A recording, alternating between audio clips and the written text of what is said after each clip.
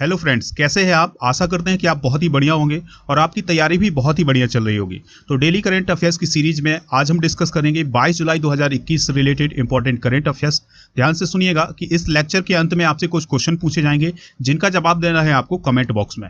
दोस्तों, आप जब उन प्रश्नों का जवाब देंगे तो आपकी एक बार फिर से रिवीजन हो जाएगी इसी लेक्चर की। तो चलिए डिस्कस करते हैं आज का मोटिवेशन। तो आज का मोटिवेशन है दोस्तों, समय और शिक्षा का सही उपयोग ही व्यक्ति को सफल बना देता है। अगर हम अपने जीवन में टाइम का और अपने एजुकेशन का सही उपयोग करते हैं तो हमारे जीवन में सफलता मिलनी तय होती है। तो दोस्तों, समय और अपनी एजुकेशन का सही उपयोग कीजिएगा और अपने जीवन में सक्सेस पाइएगा। तो आज के इस लेक्चर का हमारा टारगेट क्या है? 150 लाइक का। तो लाइक जरूर करें, दोस्तों को शेयर करें और स्टडी कर को सपोर्ट करें। तो चलिए देखते हैं आज का पहला करंट अफेयर्स क्या है। ध्यान से सुनिएगा। इंडियन ऑयल कॉर्पोरेशन, जिसे हम आईओसी के नाम से जानते हैं, देश के पहले ग्रीन हाइड्रोजन संयंत्र को किस जगह लगाएगी? तो दोस्तों, Indian oil corporation Mathura Uttar Pradesh में पहले ग्रीन हाइड्रोजन संयंत्र को लगाने वाली है। इसकी एग्जैक्ट लोकेशन क्या होगी? तो इसकी एग्जैक्ट लोकेशन होगी मथुरा रिफाइनरी, यानी मथुरा रिफाइनरी में ही ये संयंत्र लगाया जाएगा। इस संयंत्र के लिए जो भी बिजली बननी है वो बननी है सौर ऊर्जा से। और कितनी बिजली बननी है? 250 मेगावाट। यानी हाइड्रोजन संयंत्र के लिए जितनी बिजली की आवश्यकता होगी वो बिजली सौर ऊर्जा से बनाई जाएगी। यह मोस्ट इंपॉर्टेंट पॉइंट है। अब बात आती है कि ग्रीन हाइड्रोजन क्या होता है। तो ग्रीन हाइड्रोजन एक स्वच्छ ईंधन है और इसे भविष्य का ईंधन भी कहा जाता है। यानी आने वाले समय में ग्रीन हाइड्रोजन को ईंधन के रूप में भी उपयोग किया जा सकता है। ग्रीन ईंधन में कार्बन का उत्सर्जन शून्य होता है। यानी जब भी ग्रीन हाइड्रोजन जलता है तो इससे कार्बन शून्य निकलता है, यानी इससे कार्बन नहीं निकलती है, यानी CO2 गैस का उत्सर्जन नहीं होता है और इसके द्वारा बड़ी बड़ी मशीनों को आसानी से चलाया जा सकता है। अब प्रश्न उठता है दोस्तों कि ग्रीन हाइड्रोजन बनता कैसे है। तो ध्यान से सुनिएगा कि जब जल में विद्युत धारा प्रवाहित की जाती है तो जल से दो गैसें निकलती हैं, हाइड्रोजन और ऑक्सीजन। तो इसी हाइड्रोजन का उपयोग ईंधन के रूप में किया जाएगा। दोस्तों, यहाँ पर बात आई थी इंडियन ऑयल कॉर्पोरेशन की, तो इसके बारे में हम कुछ जानकारी डिस्कस करते हैं। इंडियन ऑयल कॉर्पोरेशन भारत की सबसे बड़ी तेल कंपनी है। इसके अध्यक्ष कौन है वर्तमान में? श्रीकांत माधव वैद्य। बात आई है मुख्यालय की कहाँ है? तो मुख्यालय है मुंबई में और स्थापना सबसे इंपॉर्टेंट है। तो 30 जून 1959 को इंडियन ऑयल कॉर्पोरेशन की स्थापना हुई थी। अगला करंट अफेयर्स क्या है? ध्यान से सुनिएगा। पेड्रो कैस्टिलो किस देश के नए राष्ट्रपति बन गए हैं? तो दोस्तों, पेड्रो कैस्टिलो पेरू के नए राष्ट्रपति बने हैं। अब हम पेरू के बारे में कुछ जानकारी डिस्कस करेंगे, बहुत ही इंपॉर्टेंट जानकारी है। तो पेरू दक्षिणी अमेरिका का एक देश है। इसकी राजधानी लीमा है। क्या है दोस्तों? पेरू की राजधानी लीमा। मुद्रा क्या है यहाँ की? न्यूबो सोल। और यहाँ पर स्पेनिश भाषा बोली जाती है। दोस्तों, स्पेनिश भाषा क्यों बोली जाती है? क्योंकि स्पेन का इस देश पर बहुत सालों तक राज्य रहा है। यहाँ की प्रमुख नदी है अमेजॉन। अमेजॉन की बात करें तो ये लंबाई के हिसाब से दूसरी सबसे बड़ी नदी है, यानी संसार की लंबाई के हिसाब से दूसरी सबसे बड़ी नदी है। इसके पड़ोसी देश यानी पेरू के सबसे पड़ोसी देश कौन कौन से हैं? तो ध्यान से सुनिएगा इनके नाम। इक्वाडोर, कोलंबिया, ब्राजील, बोल्विया और चिली। अब पेरू के पश्चिमी हिस्से में प्रशांत महासागर भी स्थित है। पेरू के बारे में बात करें दोस्तों तो यह सोने के उत्पादन में 6वां स्थान रखता है और पेरू ने 28 जुलाई 1821 को स्पेन से स्वतंत्रता हासिल की थी। यानी 1821 में इसे स्वतंत्रता मिली थी। किससे? स्पेन से। अगला करंट अफेयर्स है, इसको भी आपको ध्यान से सुनना है, बहुत ही इंपॉर्टेंट करंट अफेयर्स होगा। देश का पहला इंडियन इंस्टीट्यूट ऑफ हेरिटेज कहाँ बनेगा? तो देश का पहला इंडियन इंस्टीट्यूट ऑफ हेरिटेज कहाँ बनने वाला है? तो दोस्तों, ये बनेगा नोएडा में। अब इसके बारे में कुछ इंपॉर्टेंट पॉइंट डिस्कस करते हैं। साल 2020-21 का जब बजट पेश किया गया तो वित्त मंत्री निर्मला सीतारमण ने बताया कि इंडियन इंस्टीट्यूट ऑफ हेरिटेज खुलेगा। आने वाले समय में इंडियन इंस्टीट्यूट ऑफ हेरिटेज खुलेगा। दोस्तों, इस इंस्टीट्यूट में क्या काम किया जाएगा कि हमारे देश की विरासत और हमारे देश की संस्कृति यानी कल्चर की शिक्षा दी जाएगी। अब दोस्तों, कुछ संस्थाएं हैं जिनको मिलाकर के एक संस्था बनाई जा रही है जिसे हम क्या बोलेंगे? Indian institute of heritage. तो देखते हैं कि किसको किसको मिलाकर के इंडियन इंस्टीट्यूट ऑफ हेरिटेज बनाया जा रहा है। तो पुरातत्व संस्थान, संस्कृति संपत्ति के संरक्षण के लिए राष्ट्रीय अनुसंधान प्रयोगशाला, और इसके अलावा मिलाया जाएगा दोस्तों इंदिरा गांधी राष्ट्रीय कला केंद्र का अकादमिक विंग जो होगा उसको भी मिलाया जाएगा इसमें, और कला संरक्षण संग्रहालय को भी इसमें मिलाया जाएगा। इसके बाद अभिलेखीय अध्ययन के जो स्कूल होंगे उनको भी इंडियन इंस्टीट्यूट ऑफ हेरिटेज में मिलाया जाएगा। बात आई है दोस्तों यहाँ पर कल्चर की और विरासत की, तो हमारे केंद्रीय संस्कृति मंत्री कौन है? G. किशन रेड्डी। इसमें आप स्टार लगा लीजिएगा क्योंकि इनकी नियुक्ति अभी हाल ही में हुई है। दोस्तों यहाँ पर नोएडा की बात आई है, तो ये नोएडा कहाँ है? उत्तर प्रदेश में है। तो उत्तर प्रदेश के बारे में हम कुछ बात डिस्कस करते हैं। दोस्तों कैपिटल क्या है इसकी? लखनऊ है।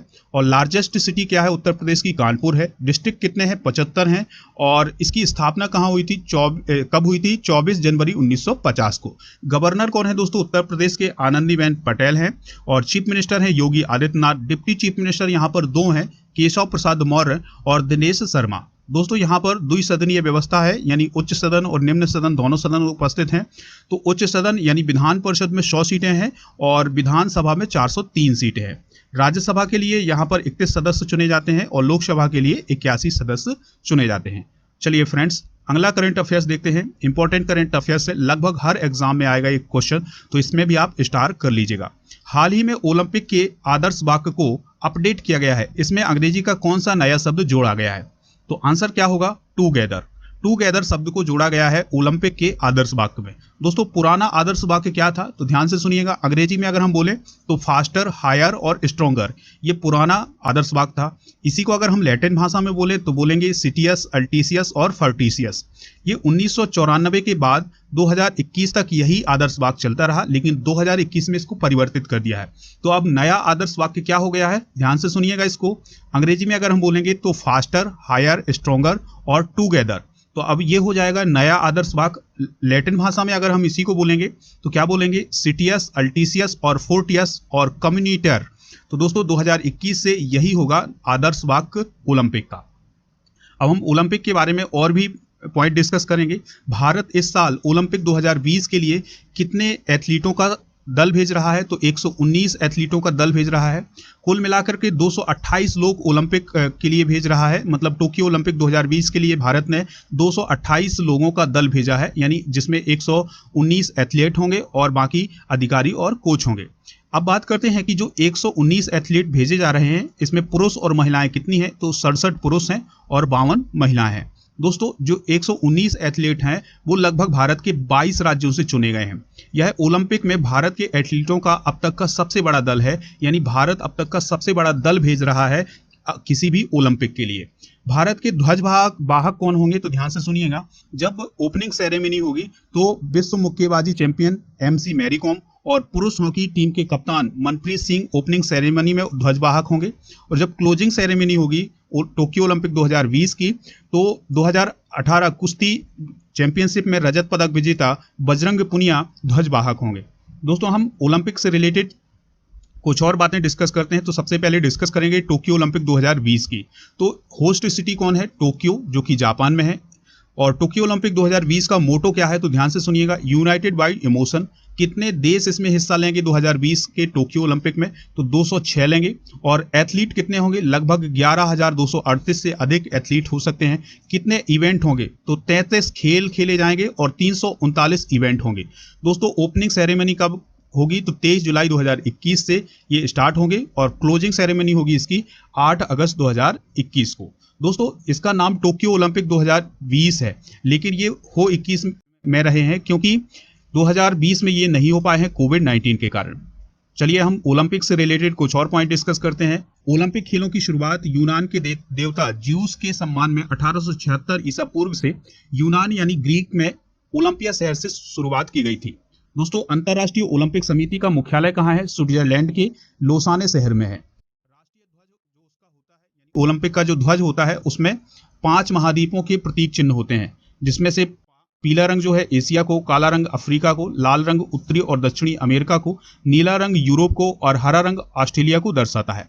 दोस्तों भारतीय ओलंपिक परिषद की स्थापना साल 1924 में की गई थी और इसका पहला अध्यक्ष जमशेदजी टाटा को बनाया गया था। अब हम अगला करंट अफेयर्स डिस्कस करते हैं। हाल ही में किस देश ने हज में शामिल होने वाली महिलाओं के लिए पुरुष अभिभावक की आवश्यकता को हटा दिया है? तो आंसर होगा इसका सऊदी अरब ने।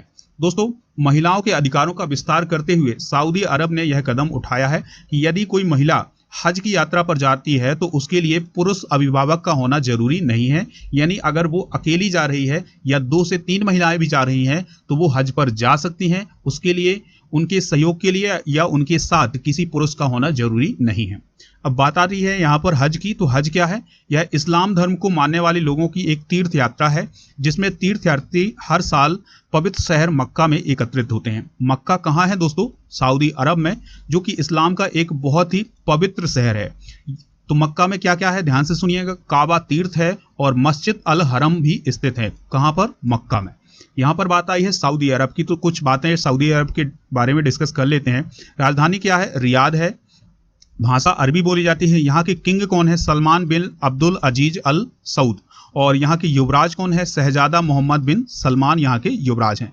दोस्तों सऊदी अरब के कुछ पड़ोसी देशों के बारे में जानते हैं। तो जॉर्डन, इराक, यूएई, ओमान और यमन यहाँ के पड़ोसी देश हैं। दोस्तों अब हम बात करेंगे आज के जीके डोज की। जीके डोज में हम 10 क्वेश्चन डिस्कस करेंगे जीके के, तो ध्यान से सुनिएगा इन क्वेश्चनों को। पहला क्वेश्चन है, जय जवान जय किसान का नारा किसने दिया था? तो आंसर होगा लाल बहादुर शास्त्री ने। संविधान सभा का स्थायी अध्यक्ष किसे चुना गया था? डॉक्टर राजेंद्र प्रसाद को। संविधान सभा की प्रारूप समिति के अध्यक्ष कौन थे? डॉक्टर भीमराव अंबेडकर। विश्व रेड क्रॉस दिवस किस तारीख को मनाया जाता है? 8 मई को मनाया जाता है। सूर्योदय का देश के नाम से कौन सा देश प्रसिद्ध है? जापान। अंतर्राष्ट्रीय महिला दिवस किस तिथि को मनाया जाता है? 8 मार्च को। क्षेत्रफल की दृष्टि से भारत में सबसे छोटा राज्य कौन सा है? तो दोस्तों वह कौन सा राज्य है? गोवा। ओणम किस राज्य का प्रसिद्ध त्योहार है? तो ओणम मनाया जाता है दोस्तों केरल में। और दिल्ली भारत की राजधानी कब बनाई गई थी? 1911 में। सबसे चमकीला ग्रह कौन सा है? शुक्र सबसे चमकीला ग्रह है। दोस्तों आज के इस लेक्चर से रिलेटेड कुछ क्वेश्चन है जो कि रिवीजन वाले क्वेश्चन होंगे, जिनका जवाब आपको कमेंट बॉक्स में देना है। तो ध्यान से सुनिएगा किन प्रश्नों के जवाब देने हैं। पहला क्वेश्चन है, मथुरा रिफाइनरी किस राज्य में है? इसका जवाब आपको कमेंट बॉक्स में देना है। अगला क्वेश्चन है, इंडियन ऑयल कॉर्पोरेशन का मुख्यालय कहाँ है? लंबाई के हिसाब से दूसरी बड़ी नदी कौन सी है? केंद्रीय संस्कृति मंत्री कौन है वर्तमान में? और लास्ट क्वेश्चन होगा, ओलंपिक का नया आदर्श वाक्य क्या है? तो वो आपको कमेंट बॉक्स में बताना है। दोस्तों इस लेक्चर को खत्म करने से पहले आपको बता दें कि आप अनअकैडमी पर राजा गुप्ता को जरूर फॉलो करें। और अनअकैडमी से अगर आप कोई भी कोर्स खरीदना चाहते हैं तो उसके लिए आपको एक रेफरल कोड यूज करना होगा, और वो रेफरल कोड है राजा नंबर 1। जैसे ही आप ये रेफरल कोड यूज करेंगे तो आपको उस कोर्स में भारी छूट दी जाएगी।